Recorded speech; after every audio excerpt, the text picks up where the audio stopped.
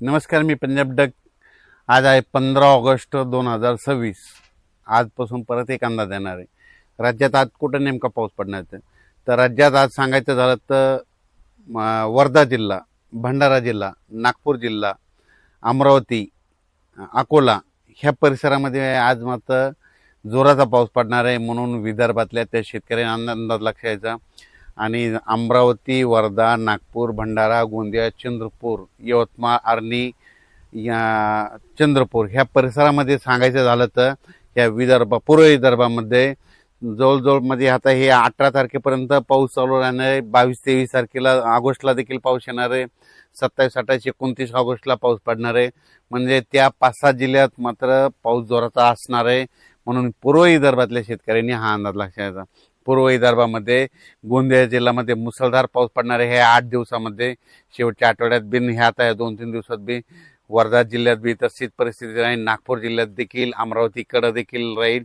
त्याच्यानंतर चंद्रपूर, गडचिरोली, यवतमाळ, आर्णी ह्या परिसरामध्ये त्या 6 जिल्ह्यामध्ये पूर्व विदर्भातल्या तिकडं चांगला जोराचा पाऊस असणार आहे. म्हणजे 30 तारखेपर्यंत दररोज वेगवेगळ्या भागात पडणार आहे. भाग बदलत राहणार, पण जोराचा पडणार. म्हणून पूर्व विदर्भातल्या शेतकऱ्यांना अंदाज लक्षायचा.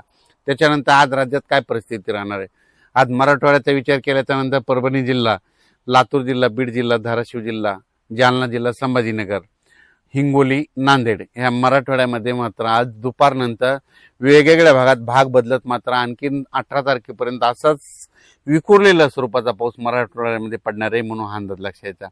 पश्चिम महाराष्ट्राकडे सोलापूर जिल्हा, सांगली जिल्हा, कोल्हापूर, त्याच्यानंतर साताराच्या पश्चिम भाग, पुणे जिल्हा, त्याच्यानंतर कोकणपट्टी तिकडं मात्र आज देखील दुपारनंतर जोराचा पाऊस पडणार आहे. म्हणून हा अंदाज लक्षात यायचा. सोलापूर जिल्ह्यात सर्वत्र नाही, पण वेगवेगळ्या भागात आज भाग बदलत 18 तारखेपर्यंत असाच विखुरलेल्या स्वरूपाचा पाऊस पडणार आहे. म्हणून अंदाज लक्षात यायचा. श्रीगोंदा, कडाष्टी, त्याच्यानंतर कर्जत, जामखेड, त्या अहिल्यानगर, बारामती, त्याच्यानंतर राऊर ह्या परिसरामध्ये आज बऱ्याच भागामध्ये या 3 दिवसामध्ये विखुरलेल्या स्वरूपाचा पाऊस असणार आहे. म्हणून हा अंदाज लक्षायचा. पुण्याकडे आज मात्र पाऊस चांगला सुरू होईल म्हणून पुणेकरांना देखील अंदाज लक्षायचा. त्याच्यानंतर संगमनेर, अकोले त्या परिसरामध्ये देखील तिकडला पाऊस मात्र कंटिन्यू चालूच राहणार आहे. म्हणून संगमनेर, अकोला, इगतपुरीच्या शेतकऱ्यांनी अंदाज लक्षायचा. नाशिक जिल्ह्यामध्ये सरी चालूच राहतील. म्हणून हा अंदाज त्यांनी देखील लक्षायचा. त्याच्यानंतर जळगाव जिल्हा, नंदुरबार जिल्हा आणि इकडं धुळे आणि असं ह्या पट्ट्यामध्ये मात्र कमी दाबाचे पट्टे 2 एका पाठोमाग जात असल्यामुळे तिकडं मात्र पाऊस असाच दररोज म्हणजे ह्या 18 तारखेपर्यंत आहे. आणि त्याच्यानंतर शेवटच्या आठवड्यात बी ऑगस्टच्या शेवटच्या आठवड्यात बी पाऊस असणार आहे. म्हणून त्यांनी अंदाज लक्षात यायचा. फक्त काय होणार आहे, मराठवाड्यामध्ये काही भागामध्ये, बीड जिल्ह्यामध्ये काही भाग, त्याच्यानंतर सोलापूर, लातूर ह्या परिसरामध्ये खूप मोठा पाऊस नाही, फक्त पिकाला लागेल तसाच पाऊस पडणार आहे. म्हणून हा अंदाज त्या शेतकऱ्यांना लक्षात यायचा. हा जो पाऊस पडणार आहे 10 मिनिटाचा, 20 मिनिटाचा, अर्ध्या तासाचा, काही ठिकाणी 1 तासाचा पाऊस पडणार आहे. खूप असा मोठा काही पडणार नाही. फक्त जोरदार मुसळधार पाऊस फक्त नागपूर, भंडारा, गोंदिया, चंद्रपूर, यवतमाळ, अमरावती, अकोला ह्या परिसरामध्ये असणार आहे.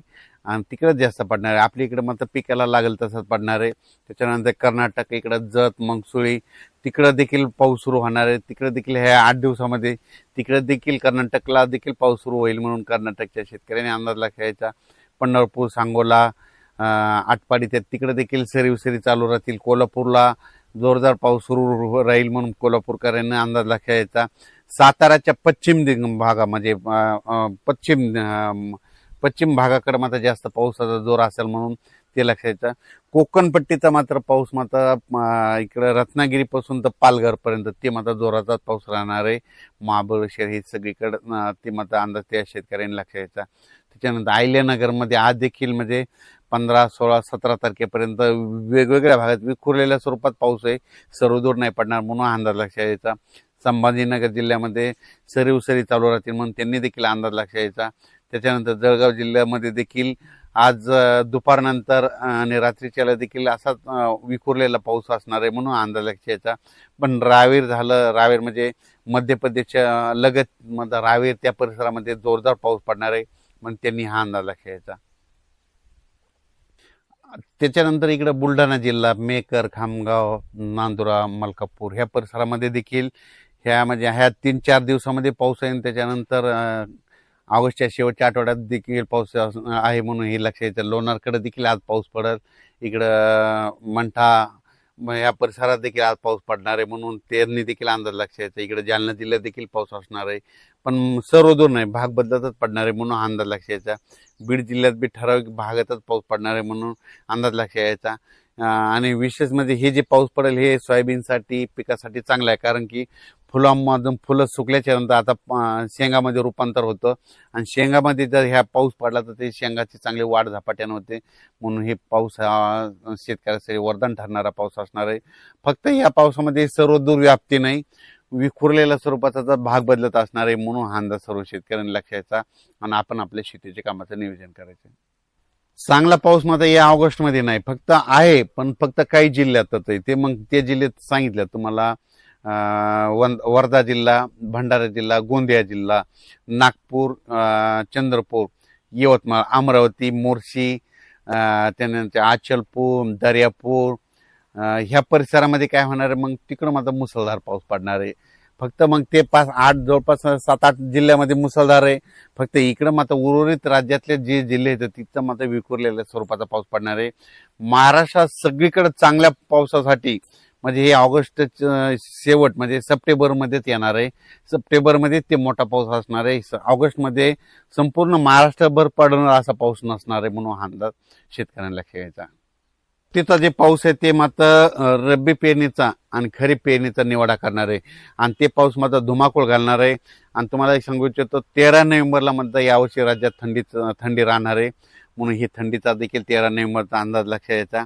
आणि आपण आपल्या पिकाचं पुढची तयारी म्हणजे जे रब्बीचं पीक आहे त्याची तयारी करण्यासाठी तारीख लक्षात ठेवायची, कारण की यावर्षी जे पाऊस पडणार आहे परतीचा पाऊसच खरा म्हणजे रब्बी आणि खरीपाचा निवाडा करणार आहे म्हणून, कारण की तेच पाऊस चांगला पडणार आहे. त्याच्यामुळे काय होतं दोन्ही पिकं चांगली येतात. एक तर खरीप पण येते आणि त्याच्यामध्ये रब्बी येते, म्हणजे दोन्ही पिकाचा निवाडा करणारा परतीचा पाऊस असणार आहे म्हणून हा अंदाज सर्व शेतकऱ्यांना लक्षात द्यायचा.